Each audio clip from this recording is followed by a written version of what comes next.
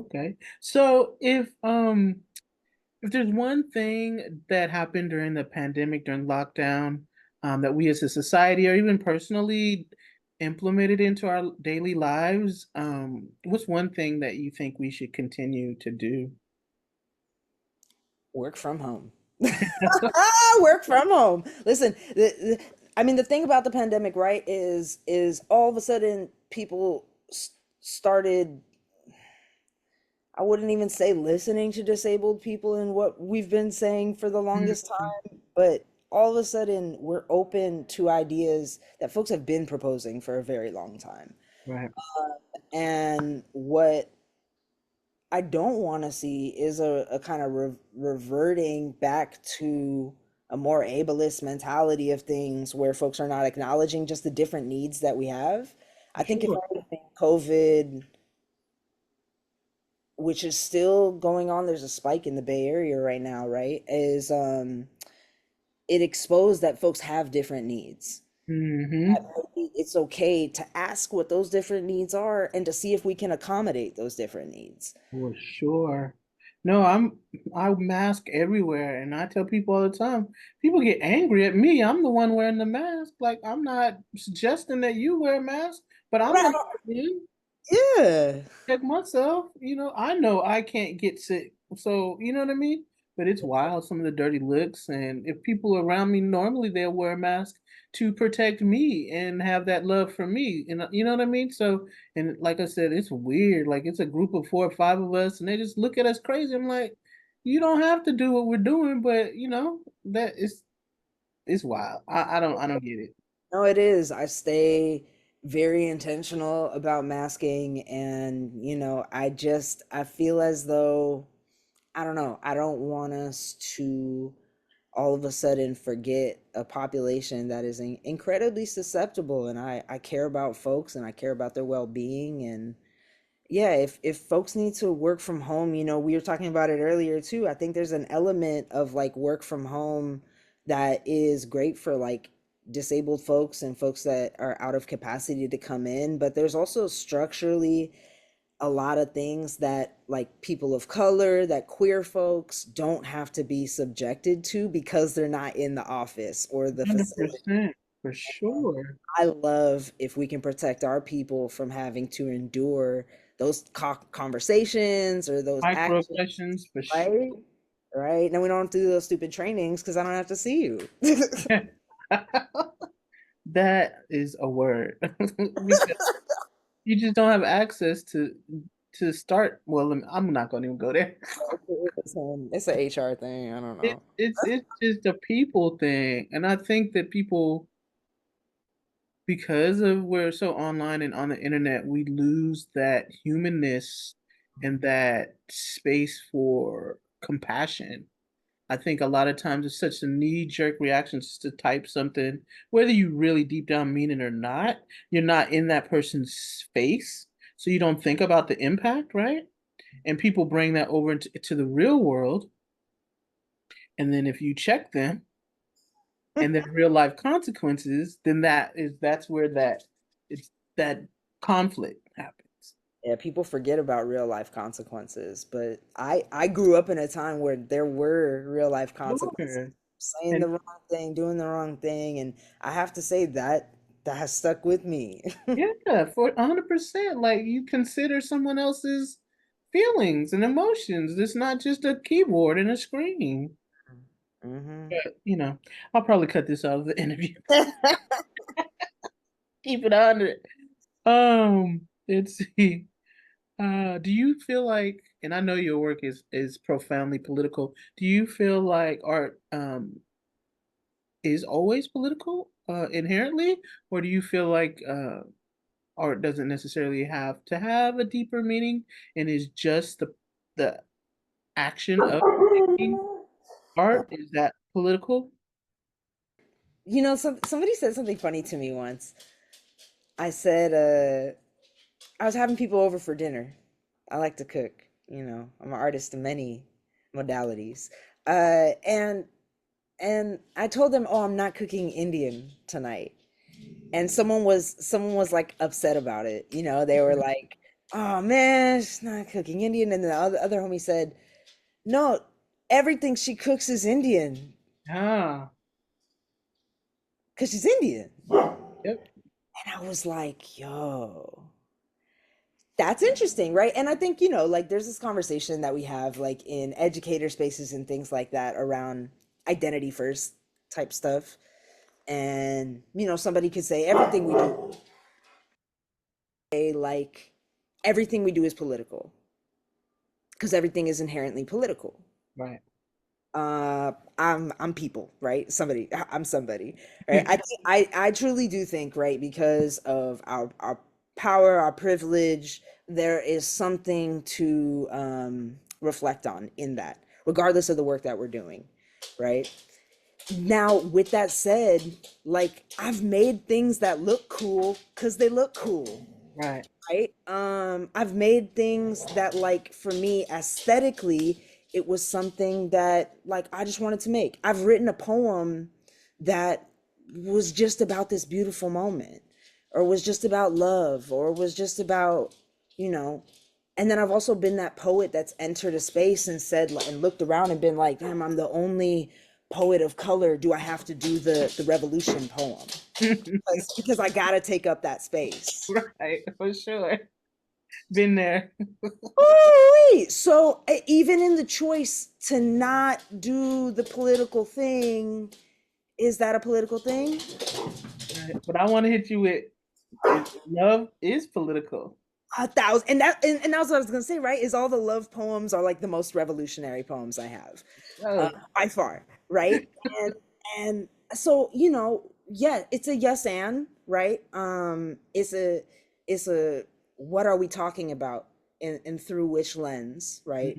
I mhm, think I do want to say something on this point though, right? Because for the last, you know, 2+ years, if there's an artist out there who's still just making art for art's sake, I challenge and I question come on what now. is the role of the artist Come on now. in general, right? Like I get if your aesthetic is a certain type of thing and a thing, but whew, like what are you doing with the power that you hold, Mm, right? If we're holding magic and you're shriveling it into dust, I don't understand. And that's why I think for me, I struggle a lot with some artist communities because we are watching the devastation of entire generations of ancestry, yeah, and and you know people don't know that that famous Banksy painting is on the wall in the West Bank, yeah. right? And so you know I want to make sure that we're not just making things to make it look pretty. This world is ugly, and I'm not saying you always got to make ugly art, but I think there's beauty in examining who we are and using our talents in a way that can provoke conversation, that can encourage a message. And so, you know, I make pretty stuff, but I also make sure that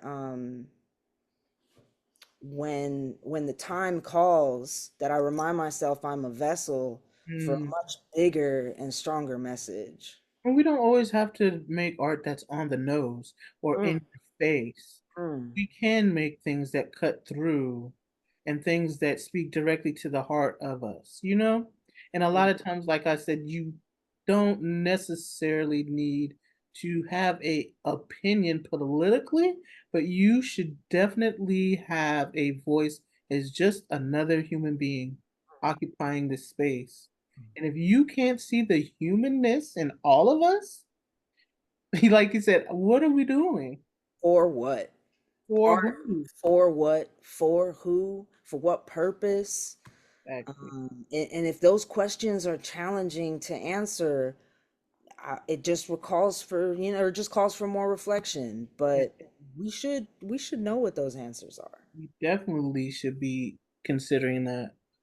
Um, people, next question. People often ask, or people often mention the best gift that they have received. What do you think is the best gift that you have ever given? Mm.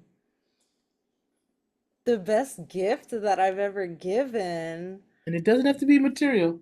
No, I never think of things materially. I'm always gonna be a poet and like make it a metaphor. I mean, I think that there's one thing that is profound in my mind in the moment, and so I'll name that. And I was fortunate enough to be a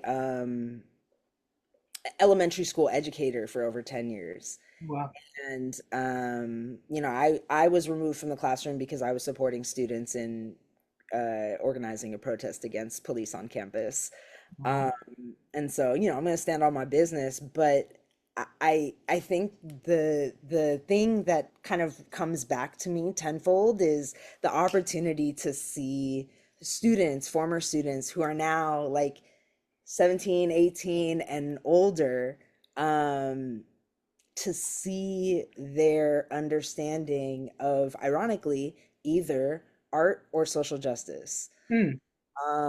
A lot of them have leaned into their artistry. Some of them are writing poetry, and we were making zines in fifth grade of the poems that they were writing. And Love so, that.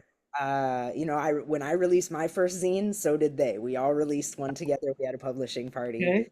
And so, and then others I see in the streets when, there are demonstrations. And so I am grateful that I was able to create a space for folks to be able to just explore what they might feel passionate about.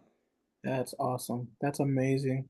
And that's huge. That's a huge blessing to even, think that way. A lot of times people feel, like you said, pressure to conform or fit in and follow the rules. And yeah, I'm not shocked that that they would remove you because it just questions, it shakes the status quo, right?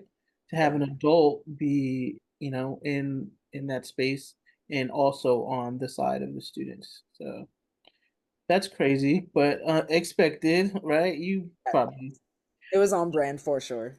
yeah, I'm sure it's on brand with a lot. Well, I'm not gonna go about talk about school. This I used to work as an artist in schools, and we could share stories, I'm sure. Days, for days.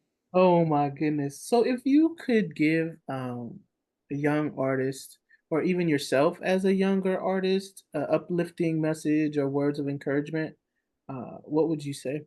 Mm. I was never somebody, and I'm still never somebody who's been able to develop mm, a scheduled discipline, so to Mm, speak. I'm not, drawing for 10 minutes every day, or, I don't do the 30 for 30 in April for poetry month.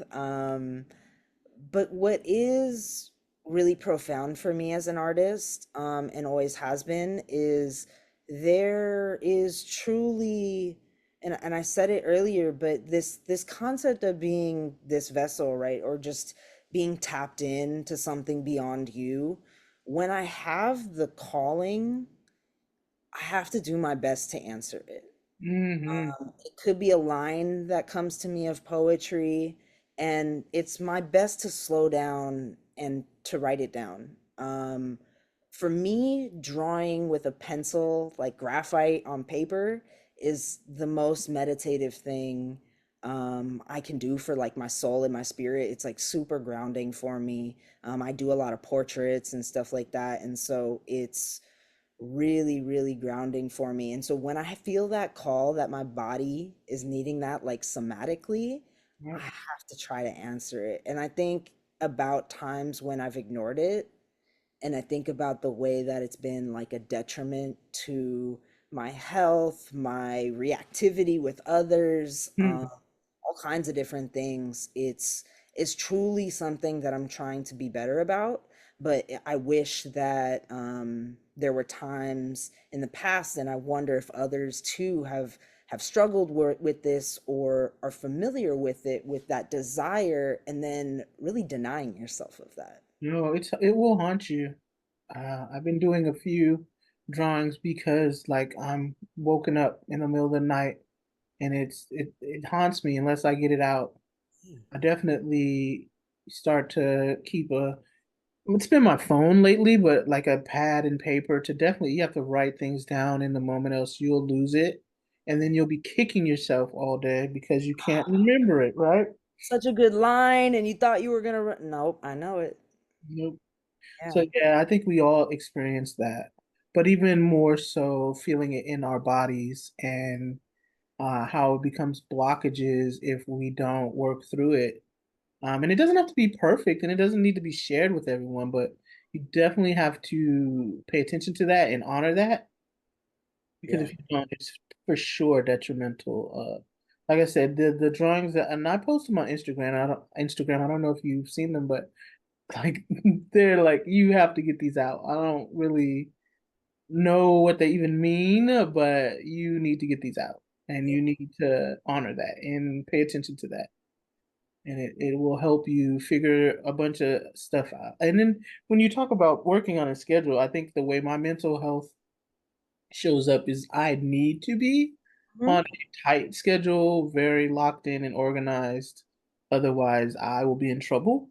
And so I think it's interesting because people talk about, oh, you're so prolific. No, I work because uh, that my mind will go crazy and go in all these different directions if I don't get this work out and it's on a schedule so that I stay together. You know, Yeah, mentally. absolutely.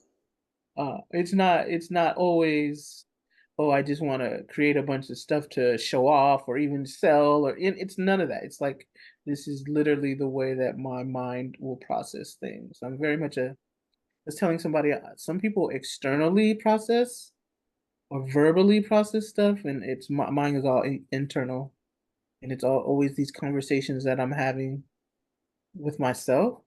Mhm. And I just recently found out that there's only a small percentage, like 30, maybe 30, 40% of people who have an internal dialogue. Oh, I didn't know that. I didn't know that. all percentile gang. I'm like, what is happening to other people that they don't have an internal dialogue? Asha, what are they talk? Are they literally Do talking they all just say, they along? just say they're just out? Like Like, lights out? Like no wonder. no wonder. Sometimes the conversations you're just like, oh, okay, I don't think they got anything I just said. And they really don't. And do they know I thought I was being mean. No, apparently they don't because there's nobody telling them they don't. that? No, that is like mind-boggling to me. But That's it explains so much. You You know get that that? whole idea of second guessing yourself? They don't have that. They don't have No, they that. don't. And that blank stare that you get back. It really is nothing going on back there. And I feel so bad, but like, okay. 30% is way too little. That's You know, great. my That's numbers, my numbers might be off. I think my numbers. I don't know if my numbers are way I off. hope, But, baby, but also it does track. Like, look at the world. oh my gosh, While the empathy, the care, the compassion, those things, I don't know. It's scary because those are three things that are like everything to me. And it's few and far between, or it's just changing and evolving into something different. And there's someone also talk, and I'm not super like versed on spiritual stuff, but like there's like a thing where there are people who are literally shells of people and they don't have spiritual things like a spirit inside, and that scares me. oh yeah. Like I didn't know that was a thing until this year. Next question. So, is there a creative thing that you may have wanted to try but never tried? Just maybe something different outside of arts, or even something like in the arts, but like acting, photography, or dance, or something like that that you wanted to try and you just haven't. I think like there's a couple of things that I want to try that are like close, they're like adjacent, they're like I could almost probably get to it. Stuff like a lot of printmaking, right? I think that there's a lot of like there are many different versions and forms of printmaking.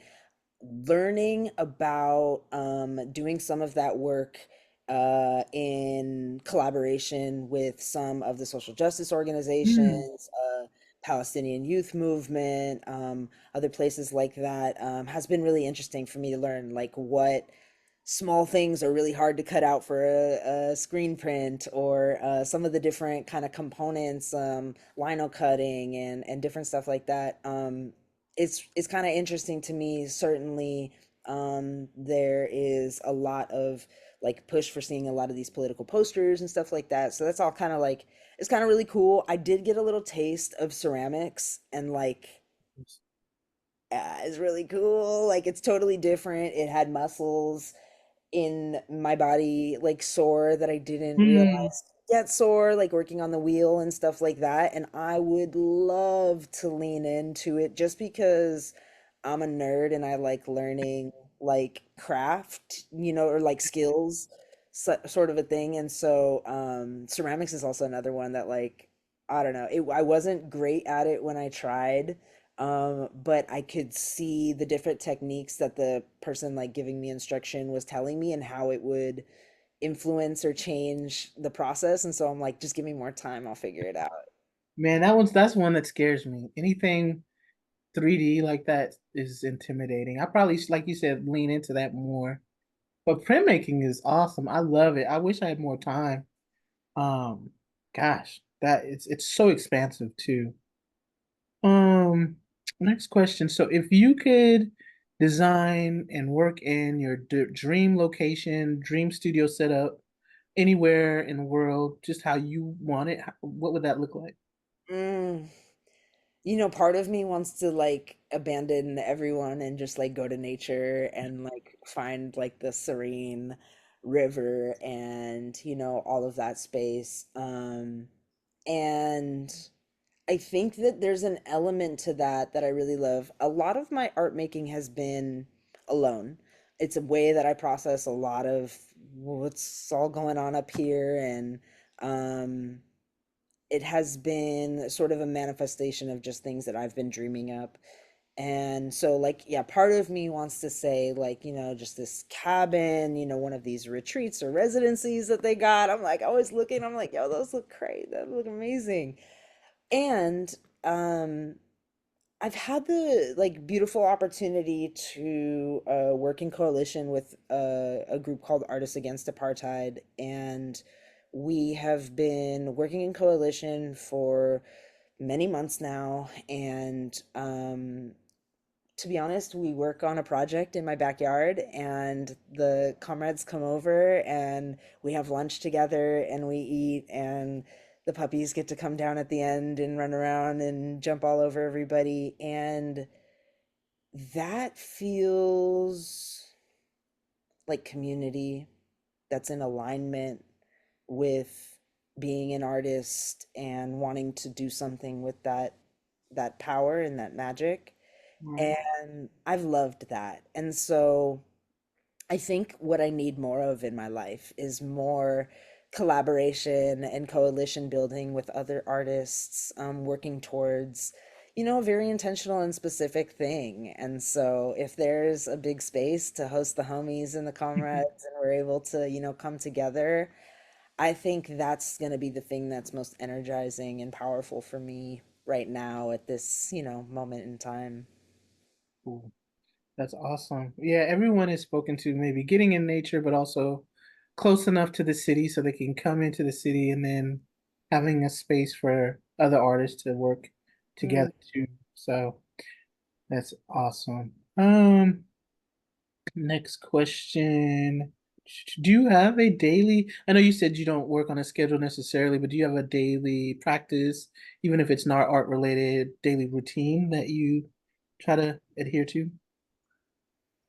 I will say that since the, closure of schools and things like that happened in 2020, it really adjusted my daily routines. And so, a lot of those are now focused more on like getting the dogs out and having my coffee outside and just kind of grounding myself for the mess of what we live in these Mhm. days. Sometimes it's checking on people that I care about that are in areas and places like Palestine, and hoping that they're okay. Mhm. Um, and so, a lot of my mornings are sort of braced in kind of like a readying for facing this world outside of my kind of sanctuary of a home. Beautiful. And I'm also, because I picked up learning an instrument, playing the tablas. I try my best to practice daily, at least 10 minutes, just to kind of have that familiarity in my muscles and kind of build up that memory. Now I want to hear you play now. Yeah, it's coming. It's coming. It's a one-woman show, conversation between the tablas and my poetry as well. And so, Ah, that sounds hella dope. yeah. That sounds awesome. So, is there one maybe art supply or new technique, or it doesn't even have to be new? One thing that you would recommend to people, maybe a brush, a pen, or even a book? Um, I'm gonna say a couple things in this.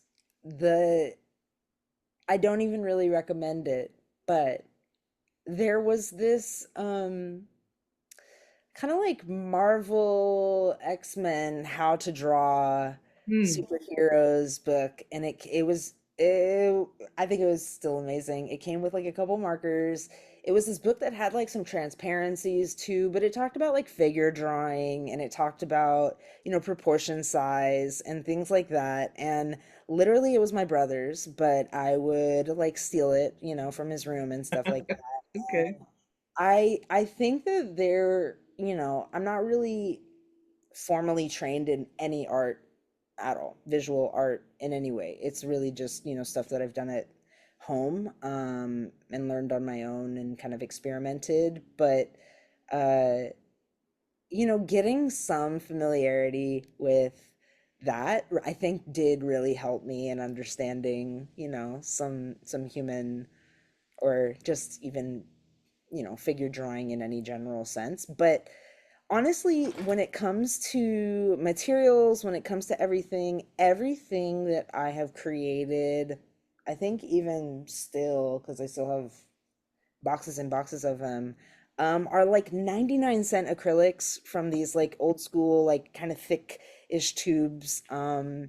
And my paintbrushes are like maybe Dollar Tree or dollar store stuff. Like I've never really invested in um fancy, it's not even fancy, right? But like I don't have like Prismacolor anything.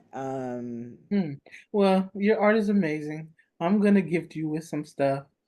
You know Since what? You are the person that I think I've learned the most about looking at markers, looking at like different things, and I appreciate the way that you like share your processing through different like materials and tools, because like it fascinates me and makes me so curious about exploring and like trying new stuff out, right? But at the end of the day, a pencil in my hand, I'm like, I can make anything. Oh, I appreciate that, but I'm gonna gift you some brushes because a friend of mine had sort of the same thing where they didn't buy expensive stuff, and it does make a little bit of a difference. So I'll gift you some You're not the different first person who's told me that either. because it does a lot of the work for you when you get some nice stuff. Like you Yeah. don't have to work as hard. But I anyway, your I've been work is working hard. amazing. What's that? Thank you. Yeah, you don't have to worry about your work being it's awesome. But I do want you to experience some nicer paper, some nicer supplies. So I got a ton of them laying around, but I'll gift you some stuff so you can kind of see a little bit, play around a little bit. And then we're wrapping it up. I want to know what you have coming up next and shout out your social media if you feel inclined. Yeah, so if folks want to see what's going down and see what I'm getting into, they can follow me on Instagram at Asha, ASHA underscore poet. And then you can also check out some of my other work at ashapoet.com. And for me, what I got coming up is I'm just exploring really kind of the intersection between arts and education and some of the different sort of ways that that can be used as activism. And so potentially working up a South by Southwest workshop around disability and art and the concept of beauty. And so, really excited to kind of sit and dream that up, and hopefully, we get that. The proposals are going out soon. And then, I mean, really just trying to focus on seeing again how I can potentially use my power and my voice as an artist to show up for Palestine, whether that's some of the art builds that Artists Against Apartheid are about. And so, if anyone is ever interested in using your art for good, you can tap in with Artists Against Apartheid as well. And there's monthly meetings and other opportunities for folks to get in on different actions.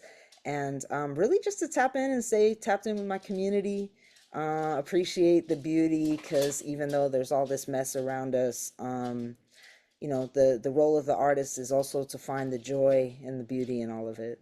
For sure. And shoot me that information and I'll put it in the description of our interview so folks can really tap in and email them and check out what you got going on. Thank you so much. I really appreciate you. Again, you're awesome. And yeah, this has been really cool. This has been really nice to sit down and have this conversation. So thank you so much for taking the time to do this. Yeah, thank you, Avi. I really appreciate you. I'm a longtime fan. I really have been, and so it's been great to be able to connect. That's awesome. Appreciate you saying that. All right, folks. Thanks so much.